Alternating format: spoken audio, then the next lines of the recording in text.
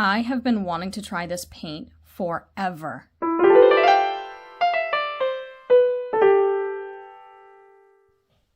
Hi, Shanna Rowe Jackson here from Caution Artists at Play, and today I am going to be playing with the Paul Rubens watercolor set of 24. I have wanted this set forever, and I also got a fun little sketchbook with it, nice little watercolor sketchbook. They came together. I will link this in the description below. This video was not sponsored. I bought these on my own, but they came as a bundle, and I thought that was really fun. So this is like a, I'd say like a 3x5 probably, and then the set of 24 watercolors. So let's take a look at them. First of all, how cute is this packaging? Like, oh, I love it. It's so pink and so fun and so irresistible. They are known for their good packaging. And then they have this nice soft chamois in here and their pink tin.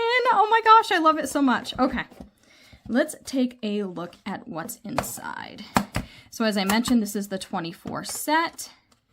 It comes in their patented pink tin. We have a swatch card here, but I think I'm actually going to use this sketchbook for my swatches. And I'm going to use different paper for the piece that I end up doing, but I want to at least try these in the sketchbook, so I think I'm going to do my swatches in there. But they do provide a swatch card. And then a nice pamphlet, which has all kinds of information. Now, this is a Chinese company, so most of the information is in Chinese, but you can see here they do give the pigment information. And they also give light fast information down here. So I think that this is their full line. Something cool that I discovered is that Google Translate actually lets you take pictures. So I took a picture of this with all the information on Google Translate, so you can kind of see the information it gives you. So if you are somebody who buys something like this and the pamphlet is in a different language than your speaking language, then you can actually use Google Translate to translate and get the information that you're looking for. Okay, so that was a little bit of a tangent, but let's take a look at the colors that are in here. We have permanent lemon yellow, cadmium yellow medium, Indian yellow, cadmium red light, scarlet, madder red, violet, permanent violet, cobalt blue, French ultramarine, sky blue, sea blue, Prussian blue, Payne's gray, yellow green, tree green, hooker's green brilliant, emerald green deep, yellow ochre, patchouli red ochre, umber, burnt sienna, burnt brown, and coal black. So it's a nice range here. And they all come nice and wrapped individually. They fit pretty snug in here. And then, as you can kind of see, there's the details. The name of it is in English. And then there is some Chinese information here. The pigment is on the side. And again, that light fast rating. And I looked up their light fast chart online. Everything in this set, other than the Prussian blue, are all excellent light fast, and the Prussian blue is good light fastness. They're all between a 6 and an 8 on the blue wool scale. So that's pretty darn good for this set. So yeah, you can pretty well trust that the colors aren't going to fade. And then here's just another example of the way it looks. And then it looks like we can just peel this off. And there is the beautiful color below. So I am going to work on doing that off camera, and then I'm going to come back and swatch them in our little sketchbook so we can get an idea of, you know, how well this sketchbook works and see our swatches. And then I am going to bring in my sparkle paper, also by Paul Rubens, and I'm going to do a fun little fall piece on that. So stay tuned. Typically speaking, I'm not one for swatching, but I do think it's important with watercolors because they tend to look really different in dried pan form than they do when you wash them out. And so I do think it's important. And as I mentioned, I wanted to test out this sketchbook. I really enjoy this paper. It's a hot press paper, 140 pound, 300 GSM, and it soaked up the paints really well. I should have put a black line down so that I could show the transparency of some of these colors, but I totally forgot, so I apologize for that. But I was really impressed right off the bat with the vibrancy of these colors, and there is a good range between opaque and transparent. My most opaque was probably the yellow ochre, with the most transparent being burnt sienna, umber, and sky blue. And some of the colors, such as Payne's gray and sky blue, showed some subtle granulation. Okay, so here are my swatches. I ended up doing 2 pages worth of swatches. I am really loving the colors. These two are a little bit similar, but this one's a little bit more opaque, so I think that works. I do think they have a lot of blues. 6 of them are blues, and I feel like, well, okay, Payne's gray isn't a blue, so 5 of them are blue.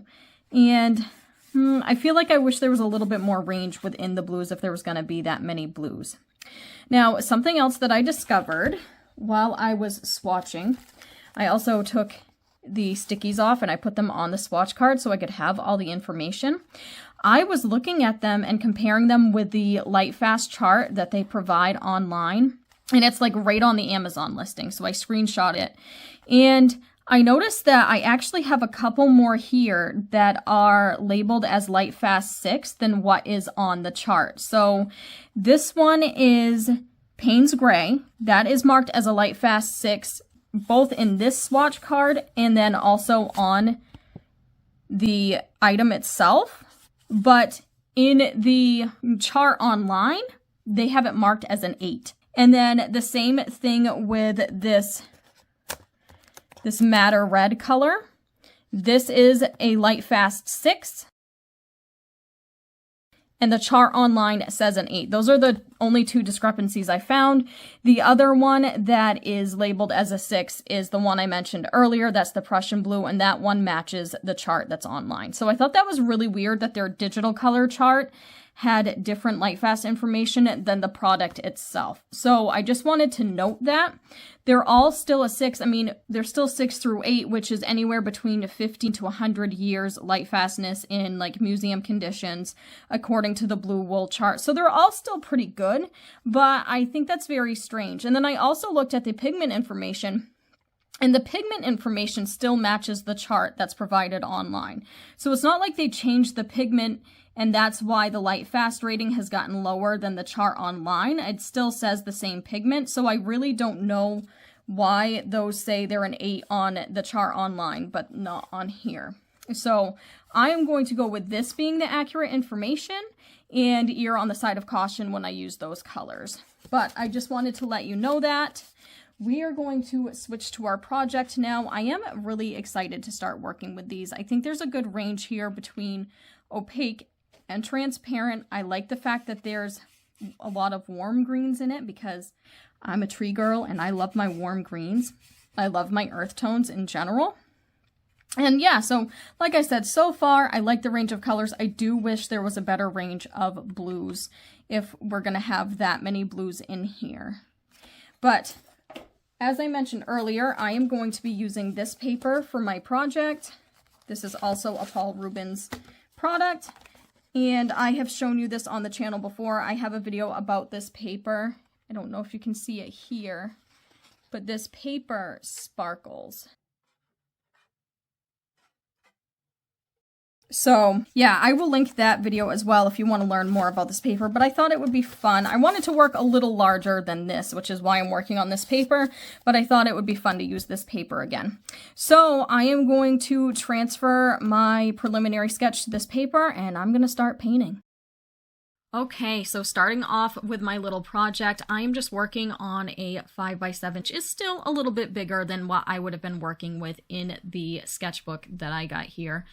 I thought it would be fun to do a harvesty themed painting today, so I am working on some colorful flint corn. This is one of my favorite subjects for fall time. I usually draw them in colored pencil, but I thought today it would be a fun way to use a lot of different colors out of this set. I'm starting off really messy. I am actually painting the kernels right next to each other. Normally I wouldn't do that, but because these are so colorful and many of the colors are very similar, the corn reflects the colors that are next to it, but also each kernel has like a mixture of colors in it. So I got really messy with it and let the colors spread for the first few layers into the kernels next to that. And then I just came in later on with a little less water and tightened each one up when I decided to do the shadowing and detail. And I do come in later on with a colored pencil. I will be using a Derwent Drawing Chinese White colored pencil for the highlights. Now, this was for more than one reason. I am first and foremost kind of a mixed media gal. I just like to work with a bunch of different media. So I wanted to see how well this watercolor took colored pencil on top. And also I just wanted to play around. I didn't want to have to worry about leaving the white of the paper, but also kernels have a little bit of a waxy texture to them, and the colored pencil adds to that beautifully. And the highlights are never just perfectly white, so I didn't want to leave the white of the paper for the highlights anyways, because it just wouldn't be as realistic to me. And so, you know, that was kind of like a threefold reason for coming in with colored pencil later on. Now let's talk a little bit more about our sketchbook that came with this set. As I mentioned earlier, this is 140 pound, 300 GSM, and it comes with 20 sheets. It is a hot press paper. It has just a very, very, very slight texture. It's got this faux leather pink backing, and it is just fantastic. The paper feels really high quality, and I am looking forward to using this in the future when I am done with the sketchbook that I have now. But I just didn't want to start a whole new sketchbook knowing that I have my other one that I'm working on. And I knew it would be a while before I would get to working in it regularly. Though I do think the swatches gave me a good idea of how well that paper worked. I think that the paper I'm working on now, even though it has the glitter texture in it, is a little bit smoother than the paper that is in the sketchbook, even though they are both considered hot press. And so that was just an observation. One of the other reasons why I wanted to use this glitter paper again was to kind of test the transparency of these watercolors. And the glitter does show through it pretty well at the end, although it never shows up as well on camera as it does in person. But it adds that fun little magical feeling to the fact that these are essentially glass gem corn. And I don't know, it just kind of brings me a little magical feeling when I look at and work on this paper. And so I think both papers would work well.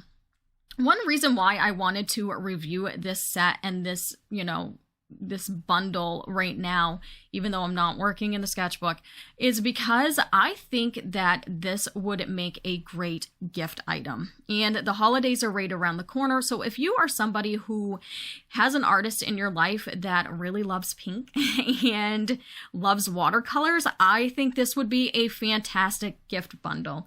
The price is just so good compared to other sets out there, and the fact that it comes with a little sketchbook, you just can't beat it. And I'm going to compare this a little bit to my Schmincke watercolors that I reviewed not too long ago, just because that was the most recent set that I bought. And I have to say, quality-wise, obviously, this is considered more of a budget brand. This set, with the little watercolor sketchbook included, was $45.99. My Schmincke Horadum 24 set was $153.57. Now, obviously, they probably have less binders in the Schmincke, right? You are paying for a quality brand there.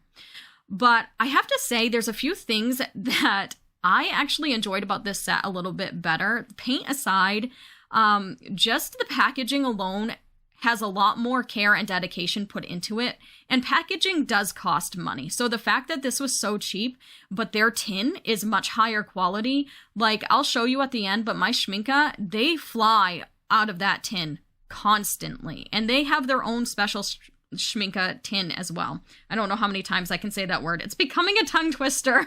Don't judge me. So I thought that that was really interesting as well. And this, even like the cardboard that this tin comes in, is higher quality than the chintzy cardboard that my Schmincke came in, which is torn because I had a hard time even getting the tin out of the cardboard. And it's just little things like that that kind of, I don't know, like make the experience more or less special when dealing with it. So I've gotten criticism before for talking about packaging, but to me, if you take extra time to package something more carefully, it kind of shows more care. And when you are a fraction of the price of the watercolor companies that are out there, the higher end artist grade watercolor companies, and you put that much effort into your packaging, even though packaging does cost money and you are charging less for your product, I don't know. I just think that that was really interesting. That being said, I do think that there are a few things that they could improve upon. I do wish that the pamphlet came in different languages. I enjoy the fact that on the packaging itself, there is a spot that says the name in English, but I do wish that the pamphlet would come with, you know, some of the languages of the customers that they are marketing these towards. They are selling them in the US, so I do think it would be beneficial to have a spot that at least has the information in English, so I wouldn't have to Google translate it. And then possibly, obviously, French, Spanish, any of the, you know, languages that they know their customers might be speaking. A lot of different companies do that with their pamphlet. So I do think that that could be improved upon. But as far as the colors themselves go, I really enjoyed working with this set. They are beautiful and transparent. They do dry lighter, which watercolors tend to do. And so that's something to keep in mind. That being said, they layer beautifully. I was able to continue layering and layering and, you know, work up to the saturation that I wanted fairly easily. They re-wet really easily as well, as far as I can tell in my experience. And a little does tend to go a long way.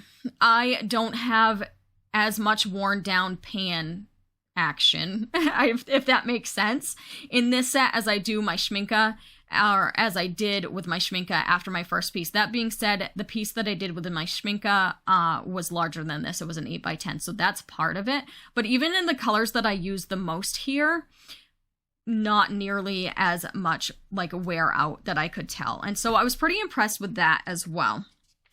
The colors that I used the most in this were the violet and the permanent violet.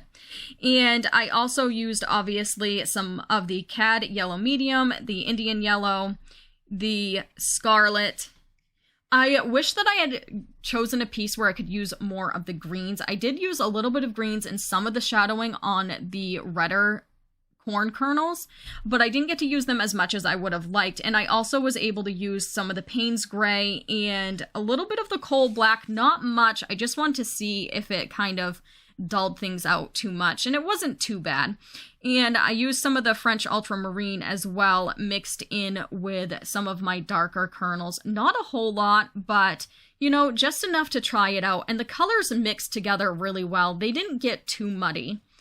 I was really impressed with the fact that there wasn't too many colors in here that had a ton of pigments in them. I mean, it varied. There were some that were only single pigments, and I do think that there was a couple that had like multiple pigments.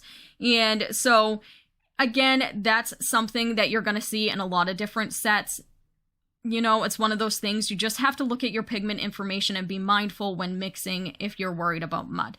Now, some of these colors are on the brown side for my piece, so I wasn't all that concerned with mud in certain spots, but it's just something to keep in mind when you're working with any set of watercolors.